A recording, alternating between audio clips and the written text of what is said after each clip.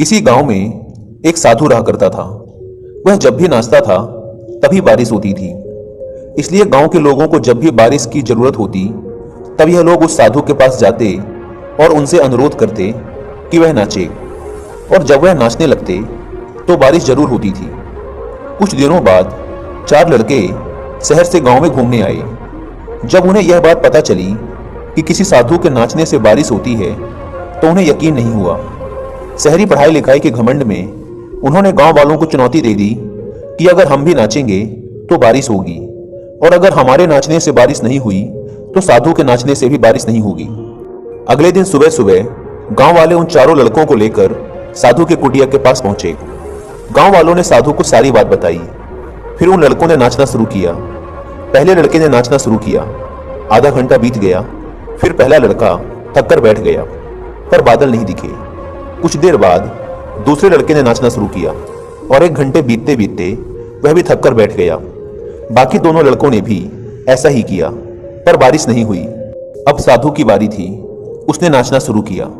1 घंटा बीत गया, पर बारिश नहीं हुई। साधु फिर भी नहीं रुका, वह नाचता ही रहा। नाचते नाचते 2 घंटे बीत गए, पर बारिश नहीं हुई। 4 घंटे बीत गए, पर बारिश नहीं हुई। लेकिन साधु तो रुकने का नाम ही नहीं ले रहा था।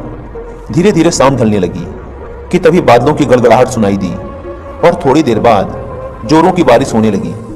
यह देखकर चारों लड़के दंग रह गए और तुरंत साधु से क्षमा मांगी। फिर चारों लड़कों ने साधु से पूछा, बाबा, भला ऐसा क्यों कि हमारे नाचने से बारिश नहीं हुई और आपके नाचने से बारिश हो गई? साधु ने उत्तर दिया, जब मैं नाचता हूं तो 2 बातों का ध्यान रखता हूं।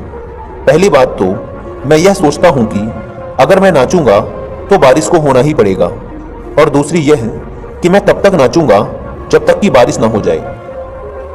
सफलता पाने वाले में भी यही गुण विद्यमान होता है। वे जिस काम को भी करते हैं उसमें उन्हें सफल होने का पूरा भरोसा होता है, और वह तब तक उस काम को करते हैं जब तक कि उसमें सफल ना हो जाएं। इसलिए अगर हमें सफलता हासिल करनी है तो इस साधु की तरह ही अपने लक्ष्य को प्राप्त करना होगा। किसी गांव में एक साधु रहा करता था। वह जब भी नाचता था तभी बारिश होती थी।